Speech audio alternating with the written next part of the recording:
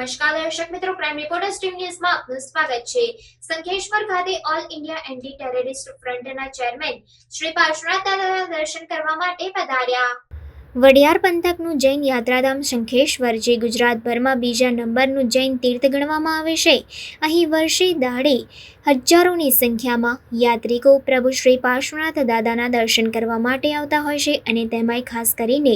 રજાના દિવસોમાં તેમજ પૂનમ, બેસતો મહિનો અને રવિવારના અર્થે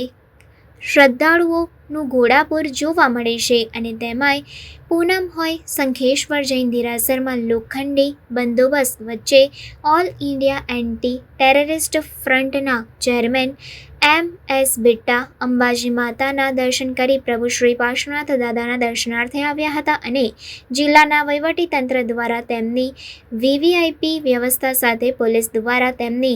Z+ વિથ CISF સુરક્ષા સાથેનો બંદોબસ્ત શંખેશ્વર ખાતે ગોઠવી દેવામાં આવ્યો હતો અને તે સુરક્ષા વચ્ચે બિટ્ટાએ પ્રભુ શ્રી પાર્શ્વનાથ દાદાના દર્શન કરીને ધન્યતા અનુભવી હતી અને યાત્રાળુઓએ તેમની સાથે સેલ્ફીનો મારો ચલાવ્યો હતો।